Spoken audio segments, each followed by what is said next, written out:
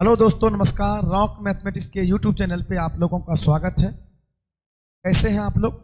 उम्मीद करते हैं आप लोग अच्छे होंगे, स्वस्थ होंगे, मस्त होंगे। और जैसा कि आप देख रहे हैं, रेगुलर हम आपके लिए प्रैक्टिस सेट करवा रहे हैं।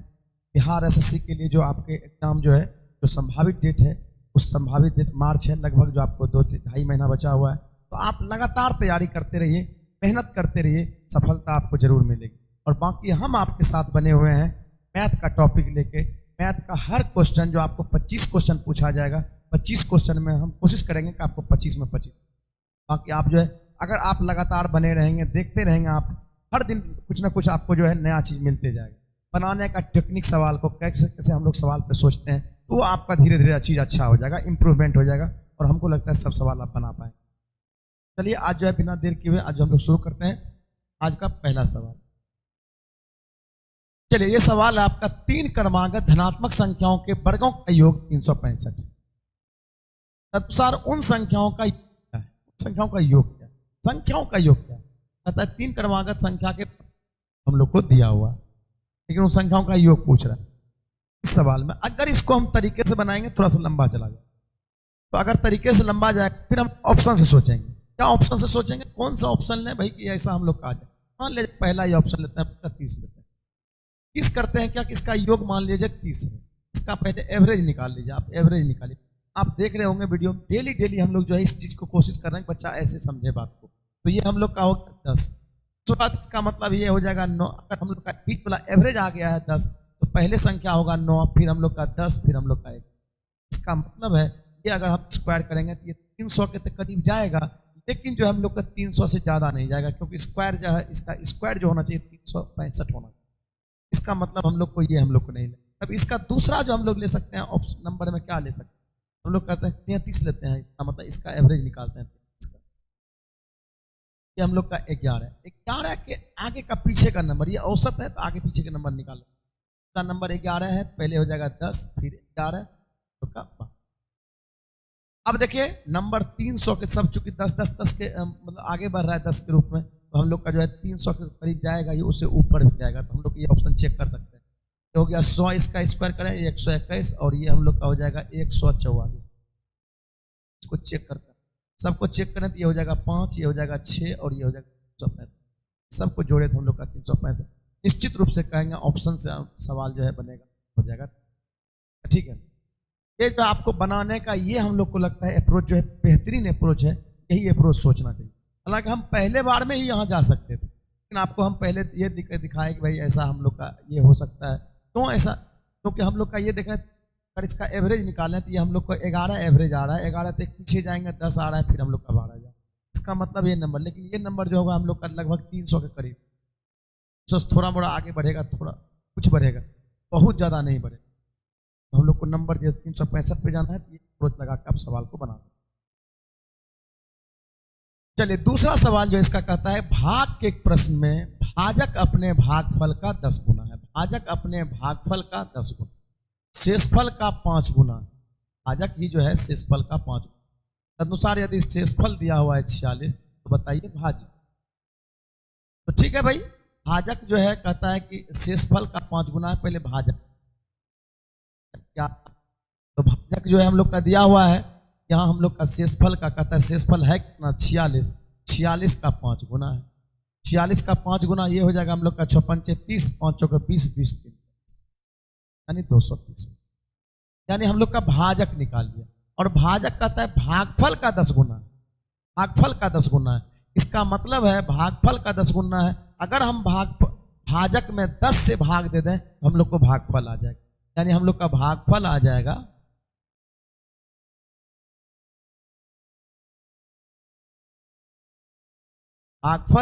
हम लोग का, चूंकि भाजक आ गया है, और ये जो हम लोग का भाजक जो है भागफल का 10 गुना है। अगर इसका गुना है तो इसमें भाग देंगे तो ऑटोमेटिक भागफल आ जाएगा। ये भागफल आ जाएगा 230 डिवाइड बाय 10, यानी हम लोग का कहेंगे भागफल आ गया। शेषफल हम लोग को ऑलरेडी दिया हुआ है, शेष दिया हुआ है, शेष दिया हुआ है आपका 46। अब क्या हो रहा है, हम लोग देख रहे हैं कि भाजक भी मिल गया, भागफल भी आ गया, शेषफल भी आ गया। हम लोग कहेंगे भाज्य बराबर होता है, भाज्य बराबर भाजक गुना भाजक गुना भागफल जोड़ शेषफल। तो भाजक कितना है भाई? भाजक हम लोग का 230 है। भागफल कितना है? भागफल हम लोग को दिया हुआ है, भागफल दिया हुआ है हम लोग को 23, और शेषफल कितना दिया हुआ है? 46। तो हम लोग ये कहेंगे, इसको गुना कर दें, ये हो जाएगा आपका 23 का स्क्वायर, 0 का 0 लिख दिए, 23 का स्क्वायर 529 होता है, 529 प्लस 46, यानी हम लोग का निकाल देंगे वैल्यू कितना आएगा, तो हो जाएगा 6 9 4 13, ये हम लोग का 36। कौन सा ऑप्शन है? ऑप्शन नंबर,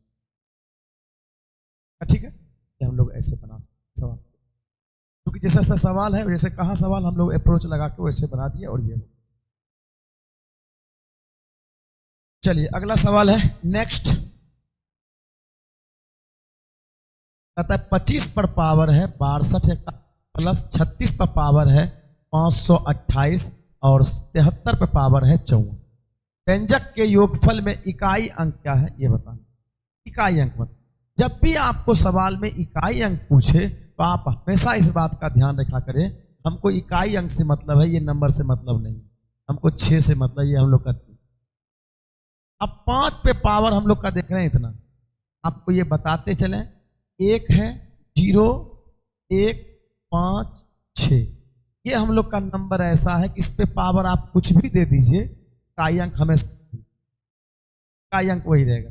बाकी नियम है कि अब जो अलग कोई संख्या है उस पे हम लोग पावर में 4 से भागते हैं, उसमें भी और भी है, 4 पे पावर है n, हम लोग बताते हैं इसको n, जो इस पे पावर इकाई अंक सेम होगा।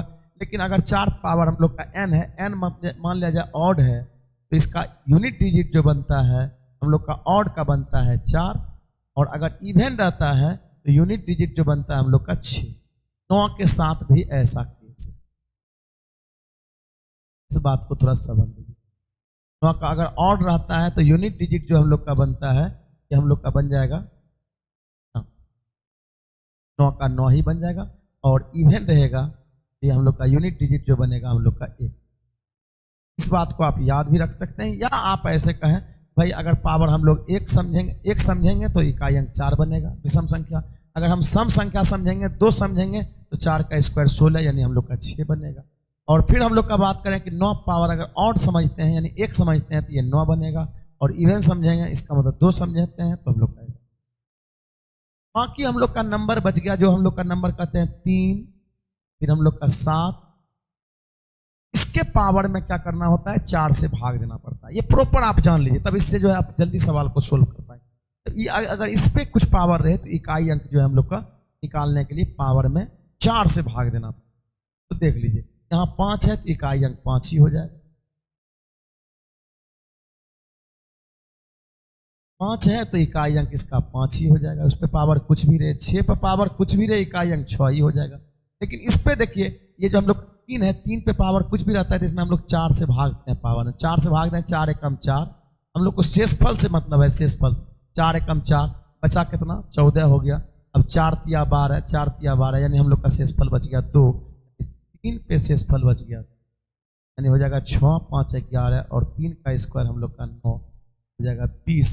आपको कहता है इकाई अंक क्या बनेगा, बनेगा जी, ठीक है। इकाई हम लोग का पूछ रहा था, ये सब रूल बता दिए कि आप कभी भी बनाना हो तो आप अगर इसमें यहीं पे हम लोग का 9 होता तो डायरेक्ट हम लोग का इकाई अंक लेते, सम संख्या विषम संख्या देख के।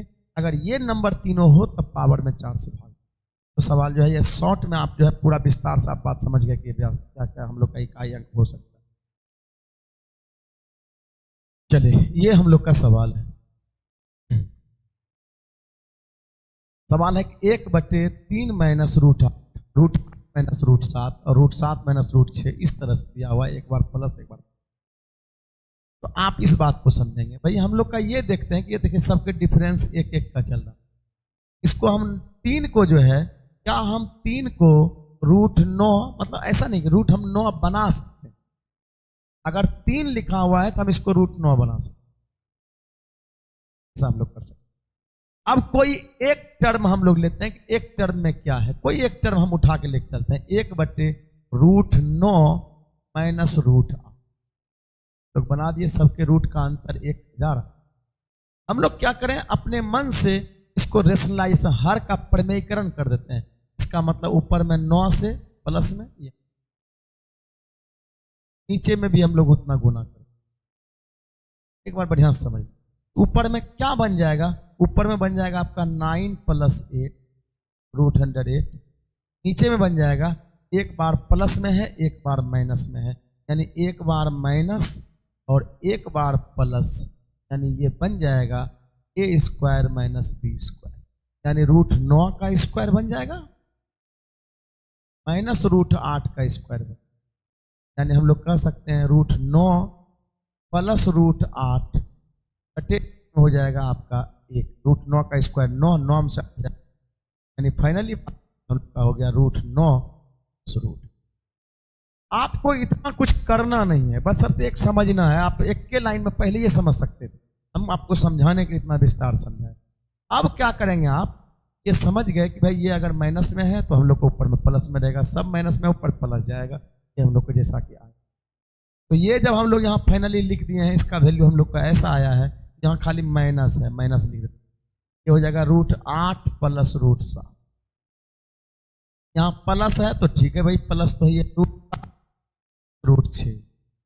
यहाँ हो जाएगा हम लोग का माइनस, माइनस है, यहाँ हो जाएगा √6 + √5, और यहाँ हो जाएगा हम लोग का प्लस √5 + √2, यानी √2 मतलब 4। इसको हम 2 जो लिखा हुआ है इसको हम √4 लिख सकते हैं, इसको हम लोग लिख सकते हैं √4। क्या ठीक है?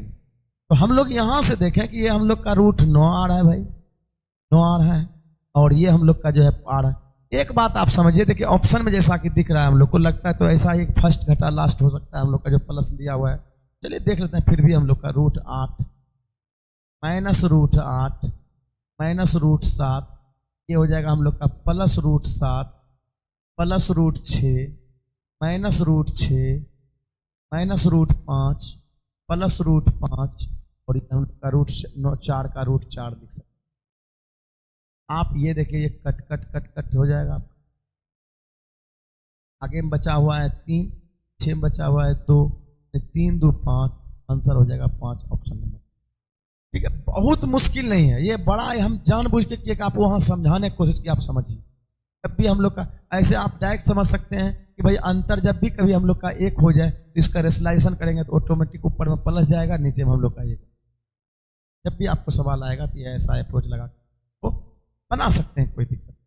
और हमको लगता है कि बढ़िया समझ में आ गया, हम पर एक समझा दिए हैं, बाकी टर्म को सिमिलरली उसी प्रकार से लिख दिए हैं।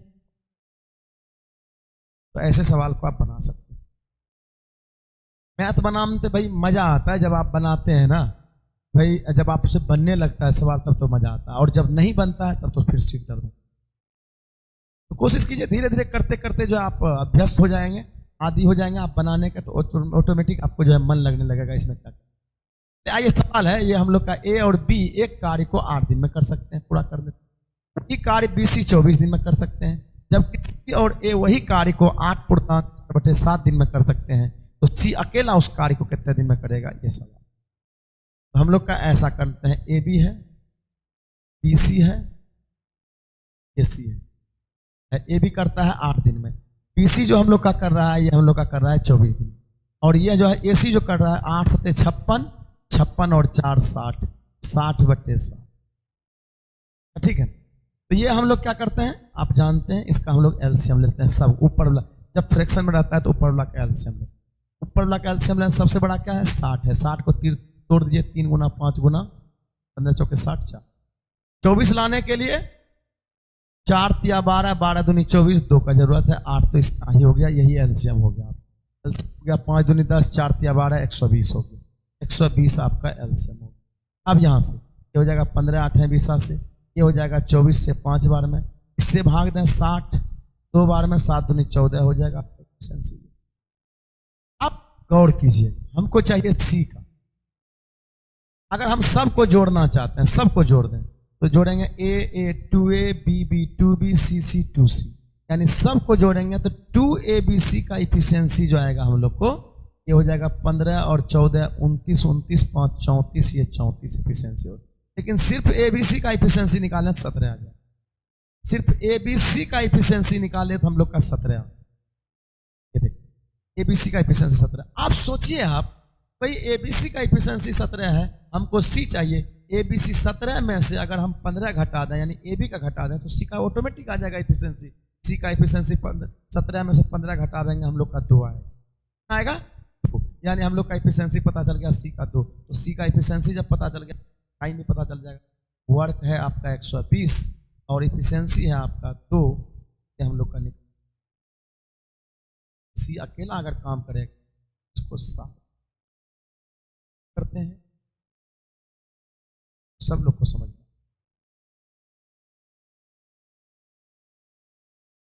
टाइम एंड वर्क का ही एक सवाल है।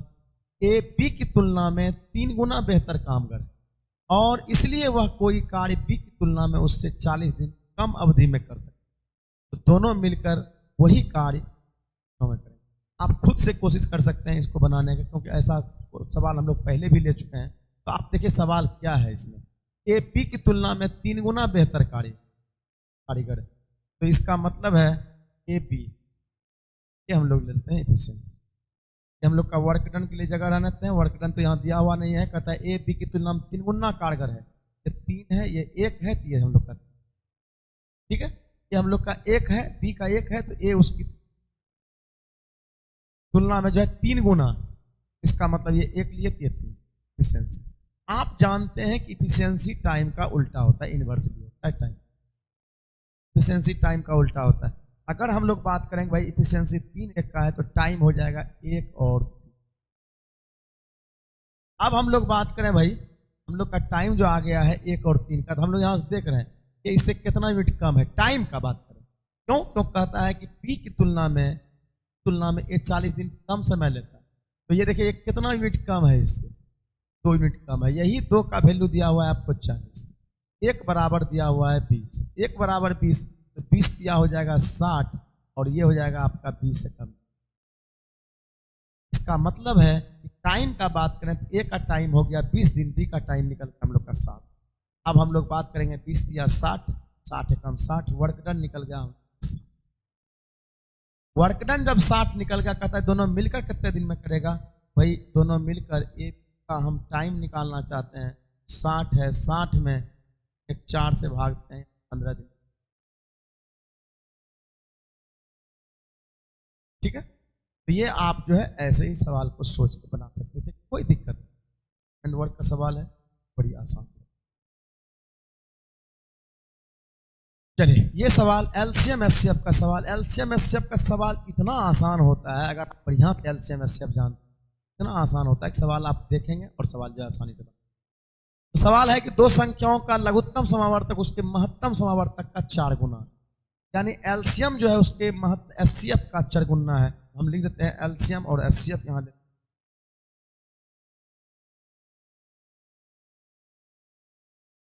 एलसीएम और एचसीएफ, एलसीएम जो है एचसीएफ का 4 गुना है, एचसीएफ 1 माने तो एलसीएम हो गया 4, एलसीएम माने एचसीएफ माने 1 तो एलसीएम हो गया 4, क्योंकि कहता है कि लघुत्तम समावर्तक उसके महत्तम समावर्तक का 4 गुना।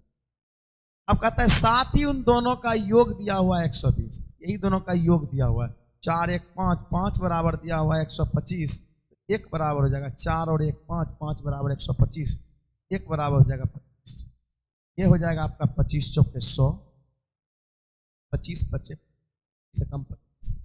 इसका मतलब है कि हम लोग को आ गया एलसीएम आ गया 100 और एचसीएफ आ गया 25। कहता है यदि एक संख्या 100 है तो दूसरी संख्या, हम लोग जानते हैं बचपन से ये बात सब लोग जानता है कि एलसीएम गुना एचसीएफ बराबर होता है पहली संख्या गुना दूसरी संख्या, ठीक है, ऐसा होता है। तो हम लोग का एलसीएम दिया हुआ है 100, एचसीएफ दिया हुआ है 25, और पहली संख्या जो हम लोग को दिया हुआ है, पहली संख्या कितने दिया हुआ है देख लीजिए। कहता है यदि एक संख्या 100 है, दूसरी संख्या क्या है पता नहीं, दूसरी संख्या हम लोग x माने 100 से कट जाएगा, दूसरी संख्या जो हम लोग सर माने, ठीक है, ये हम लोग जो आसानी से निकाल लेंगे, जैसे सवाल कहा वैसे हम लोग एचसीएफ का बात किया। एलसीएम एचसीएफ का 4 गुना है, 4 गुना दोनों का योग दिया हुआ है 125 कर समझ में अच्छा समझ में फॉर्मूला होता है एलसीएम गुना एचसीएफ बराबर पहली संख्या गुना दूसरी संख्या। चलिए अगला सवाल है, तीन संख्याओं का औसत है देखिए 135, उसमें सबसे बड़ी संख्या 155 और शेष दोनों के बीच का अंतर 20 है, तो सबसे छोटी संख्या क्या है ये। आइए देखते हैं हम लोग क्या कह रहा है सवाल। तीन संख्याओं का औसत दिया हुआ है 135, तीन संख्याओं का औसत 135 दिया है, तो इसका मतलब है तीनों संख्याओं का योग हो जाएगा 135 गुना, क्योंकि हम जानते हैं पहले भी हम पढ़ा चुके हैं एवरेज बराबर होता है, एवरेज बराबर होता है सम ऑफ नंबर्स सम बटे, यानी सभी संख्याओं का योग बटे संख्या है वो संख्या। अगर एवरेज गुना नंबर करें तो हम लोग का सम आ जाता है, सभी संख्याओं का योग आ जाता है। इसका मतलब है एवरेज हम लोग को दिया हुआ है 135, तीन को संख्या गुना कर दें तो हो जाएगा 5 या 15 3 40 और 1, तीनों संख्या का योग आ गया हम लोग का। इसमें इसमें से कहता है तीनों संख्या में जो सबसे बड़ा संख्या है वो 155 ये दिया हुआ है, 0 और ये 1 210 हो गया। बाकी जो शेष दो संख्या बचा होगा वही दोनों का सम बचा हुआ है, दोनों का योग बचा हुआ है हम लोग का। अब इसमें कह रहा है कि दोनों के बीच का अंतर 20 का, ये दोनों संख्या का जो सम बचा है वही संख्या का अंतर 20 का। तो आपके पास दो तरीका है, कभी भी कहे ऐसा बात कि a प्लस बी बराबर आपको दिया हुआ है 25 और a माइनस बी बराबर दिया हुआ है आपको 5, a का वैल्यू निकालना है, अगर बड़ा संख्या का वैल्यू निकालना है तो दोनों जोड़ देंगे यानी 30 दो कर देंगे, यानी छोटा संख्या निकालना है तो दोनों को घटा देना है, मतलब ये आप ध्यान रखिए, घटा देंगे यानी 20 घटा देंगे, 20 का आधा कर देंगे। हमको चाहिए यहां छोटा संख्या, अंतर दिया हुआ है 20 और हमको चाहिए छोटी संख्या चाहिए। इसका मतलब है 210 में हम लोग का 20 घटा दें 190 का आधा कर दें 90 संख्या क्या है,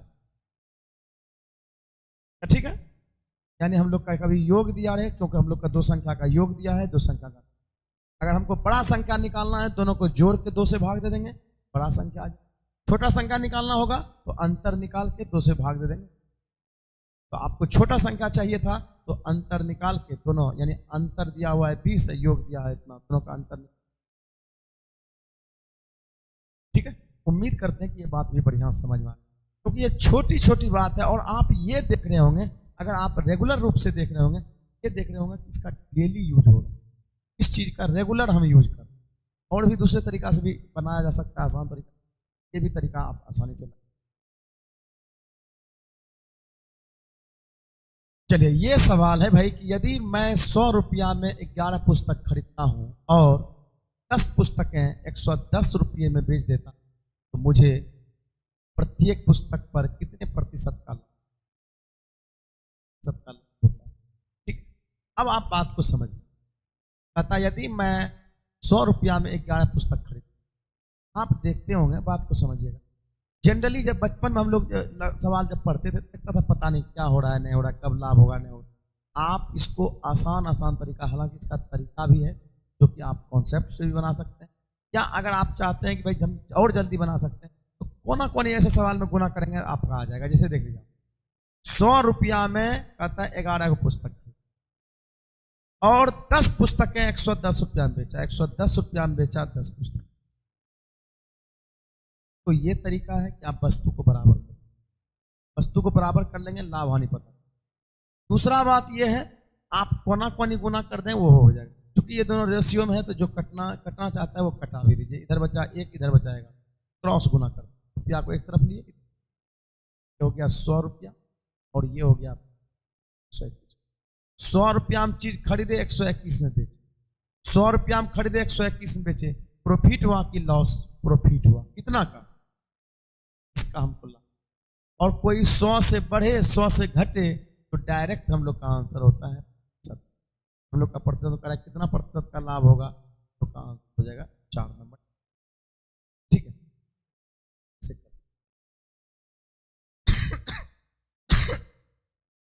तो आप ऐसा निकाल प्रॉफिट लॉस का कोई भी सवाल हो, किसी भी तरह का अलग अलग टाइप चलता है, ये सब टाइप के सब सवाल जो आसानी, और इस तरह का एग्जाम में सवाल आपको आता है, डर बनाए रख इस तरह का सवाल हो सकता है। चलिए अगला सवाल है कि ए और बी की मासिक आय का अनुपात जो है, ए और बी की मासिक आय का अनुपात दिया हुआ है हम लोग का 9:8। मासिक आय का अनुपात 9:8, आय का अनुपात दिया, इसके खर्च का अनुपात दिया हुआ है 8:। और ये आय में से खर्च घटाते हैं तो बचत होता है, आय में से खर्च घटाते हैं तो बचत होता है। और यहां कहता है प्रत्येक की बचत, उनमें से यदि प्रत्येक की बचत 500 रुपया, 500 रुपया है प्रत्येक, 500 रुपया प्रत्येक की हम लोग का बचत दिया, हम लोग कह सकते हैं भाई ऐसे कि कितना बचत हो रहा है, आय में से खर्च घटा है, कितना बच रहा है, एक बराबर जो है, यही एक बराबर कितना है 500 रुपया, एक बराबर 500 रुपया। तो आपका एक बराबर 500 रुपया, तो हमको पूछ रहा है एक की मासिक आय बताइए, 500 रुपया हो गया, एक की मासिक आय यही है 9×5=45, एक का मासिक आय कितना 100 रुपया पैसा कर सकते। अगर यही चीज अगर अलग अलग हम लोग का बचत करता, तब क्रॉस गुना करके, जैसे इस सवाल में हम लोग क्रॉस गुना करते, जब अलग अलग बचत करता, अभी हम लोग का एक ही बचत कर रहा है तो हम लोग सेम बचत कर रहा है, तो हम लोग ऐसे यूनिट पर बना देते हैं, ठीक है। सवाल को लगता है काफी आसान है, इसको आप आसानी से बना, सोचिए थोड़ा सा क्या हो रहा है। जितना हम लोग का ये देख रहे हैं एक्स और वाई, जिसका जितना इसका पावर जो है ऊपर है, जितना इसका हम लोग का डिग्री ऊपर में है, एक्स वाई का डिग्री जितना ऊपर है, एक्स वाई का डिग्री उतना ही। बस आप तब ऐसे सवाल में, चूंकि रेशियो आ रहा है, आप डायरेक्टली इस सवाल में वैल्यू पुट करेंगे, आपका वैल्यू निकलेगा। तो ये एक्स का वैल्यू है 5×3 -2 आपका 4 बटे नीचे में हो जाएगा 7 गुना हम लोग का 3 और +2 वाई का वैल्यू 4, ये हो जाएगा 5 या 15, 15 में 8 गया 7, और ये हो जाएगा 7 या 21, 21 और 8 21 और 8 19। कौन सा ऑप्शन है? से आप बना, तो काफी आसान सवाल है। चलिए अगले सवाल की ओर बढ़ते हैं। ये सवाल है परसेंटेज का सवाल है, देखिए क्या कारण। एक स्कूल में लड़कों और लड़कियों की संख्या, लड़कों और लड़कियों की संख्या की का अनुपात दिया हुआ है 5:6। लड़का और लड़की, बॉयज और गर्ल्स दिया हुआ है। देखिए अप्रोच देखिए सवाल में बनाने का क्या है। लड़का और लड़की दिया हुआ 5:6, टोटल का बात करें तो ये हम लोग का 11। अब इस सवाल में कर रहा है 20% लड़के 25% लड़कियां छात्रवृत्ति धारक, यानी इसका मतलब है 20% लड़के और 25% लड़कियां छात्रवृत्ति धारक है। यानी इसका मतलब है 20% जितना भी लड़का है उसमें से 20% लड़का को, 25% लड़का को छात्रवृत्ति मिलता है। कितने छात्रों को छात्रवृत्ति नहीं मिलती? नहीं, कितना? हम लोग ऐसे कहें भाई, जितना भी लड़का है अगर उसमें से 20% लड़का को मिलता है तो 80% को नहीं मिलता हो। जितना भी लड़की है उस 25% को मिलता है तो 75% को नहीं। नहीं नहीं, ये हम लोग निकाल, हो गया आपका 400 प्लस ये हो जाएगा 56 30, 7×6 42, 42 3 45 बराबर 11x, हम लोग का हो जाएगा 850 बटे 11। यही हम लोग का x का वैल्यू हो जाएगा प्रतिशत में। और देखिए कौन सा वैल्यू है। इस सवाल को बनाने का ये सबसे बेस्ट अप्रोच है कि आप इसको ऐसे बनाएं, तो आंसर हो जाएगा सी। ठीक है, तो ये जो है आप आसानी से इसको बना सकते हैं, कोई दिक्कत नहीं। परसेंटेज का इस तरह का सवाल आवे, और इस तरह का सवाल आता है आपको बार बार। नेक्स्ट, कपड़े का मूल्य कहता है 25% कम कर देने पर, कपड़ा का मूल्य 25% कम कर देने पर उसकी बिक्री की मात्रा में 20% की वृद्धि हुई। उसकी बिक्री की मात्रा में 20% की वृद्धि हो गई। तदनुसार दुकान की सकल प्राप्ति पर क्या, यानी आय पे क्या तो प्राप्त हुआ, उस पर क्या, तो आप ये जानिए। मूल्य गुना बिक्री बराबर होता है मूल्य गुना बिक्री बराबर आय। मूल्य गुना बिक्री बराबर आय, तो मूल्य हम लोग को जब देखिए दो चीज गुना हो रहा है, यानी मूल्य दिया हुआ है हम लोग का कमी और बिक्री में भी दिया हुआ है हम लोग का वृद्धि दिया हुआ है। तो हम लोग ये बात कहें कि मूल्य गुना बिक्री बराबर आय बात कर रहा है। दो चीज जब गुना हो ए बी, तब हम लोग कहते हैं ए बी फार्मूला लग। दो चीज जब गुना हो तो ए बी फार्मूला लगता है। इसका मतलब है इसको समझें ए, इसको समझें बी, तो ए बी फार्मूला। तो सवाल को तो हम लोग का ए बी फार्मूला आप जानते हैं, जो जो वृद्धि कमी रहे उसके अनुसार लगाते हैं। मूल्य में कहता है 25% कम हो गया, 25% कम कर दिया हम लोग का -25%। बिक्री में कहता है 20% वृद्धि किया 20।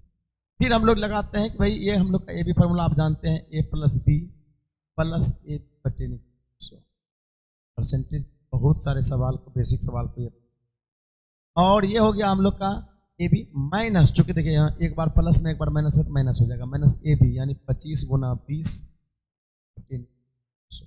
20 पंचे 100 5 25। यहाँ देखिए 25 में से 20 जाएगा -5 और ये भी -5 -5 -10। माइनस दर्शा रहा है कि कमी हुआ, माइनस दर्शा रहा है कि इसमें कमी हुआ है। तो कमी हुआ है, कहाँ कमी है? 10% ह्रास किया, ठीक है। तो परसेंटेज के ये सवाल को बेस्ट अप्रोच से आप ऐसे बना सकते हैं, फार्मूला से कोई दिक्कत। फार्मूला लगाने के लिए आपको पता होना चाहिए कब फार्मूला लगेगा और कब नहीं लगेगा, ये चीज भी जानना। अगला सवाल है नेक्स्ट, एक मेंसुरेशन का बेहतरीन सवाल जो है आपको दिखाता। सवाल है कि एक समबाहु त्रिभुज और एक समषटभुज का परिमाप एक समान, परिमाप एक समान, तदनुसार उस त्रिभुज तथा षटभुज के क्षेत्रफलों का अनुपात कितना। आइए देखते हैं सवाल क्या कर, आप ऐसे समझिए। एक समबाहु त्रिभुज, समबाहु, और एक समषटभुज,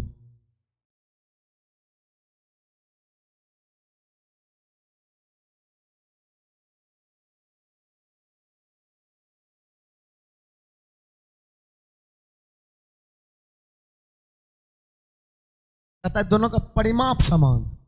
इसका परिमाप होता है 3a और इसका परिमाप होता है 6b, भुजा b मान लिया इसका। और ये हम लोग का कहता है दोनों आपस में क्या है? परिमाप बराबर।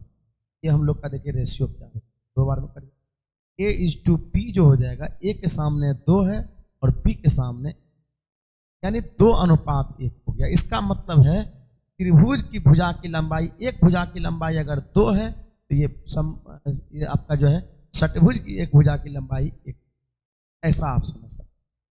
अब चूंकि क्षेत्रफलों में अनुपात पूछ रहा है, तो इसका जो क्षेत्रफल होता है ये होता है, आप ये समझिए, इसमें जो बनता है ना, आप ये फॉर्मूला हमेशा याद रहेगा, थोड़ा सा ये।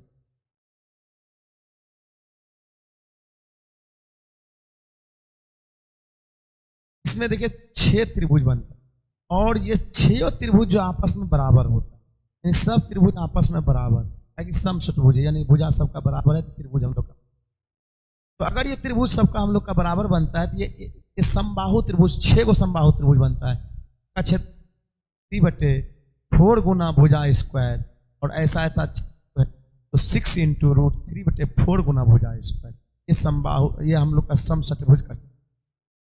और इसका तो हम लोग जानते ही हैं भाई, समबाहु त्रिभुज है तो √3/4 गुना भुजा स्क्वायर ऐसा। अब इसके क्षेत्रफल का रेशियो हम लोग को पूछ रहा है, क्षेत्रफल का रेशियो क्या होगा। तो ये देखते हैं क्षेत्रफल का रेशियो क्या होगा।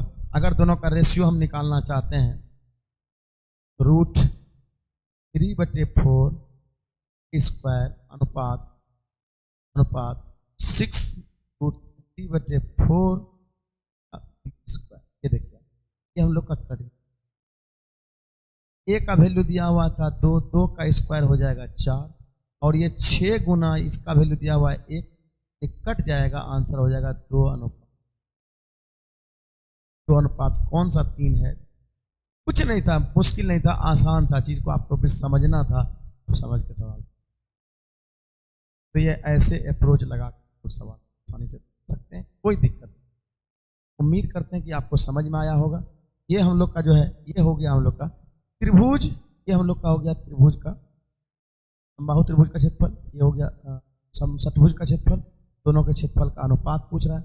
भुजा से हम लोग का दोनों का रेशियो निकाल लिए, उसके बाद वहाँ हम लोग का क्षेत्रफल रख के जो कटने वाला था कट गया, फिर ए स्क्वायर का वैल्यू, ए का वैल्यू 2, 2 का स्क्वायर 4, और फिर हम लोग का 6 गुना पी का स्क्वायर, पी का वैल्यू 1, 1 का स्क्वायर 1 आएगा 2 अनुपात। क्या आप सवाल को ऐसे बना सकते? चलिए आज का लास्ट सवाल यही था, और हमको लगता है कि ये सेशन आपको बहुत बढ़िया लगा होगा। तो आप जो है लगातार बने रहिए, और जो है चीज़ को आसानी से कैसे समझा जा सकता है वो आप समझते रहिए। फिर हम लोग जो है मिलते हैं।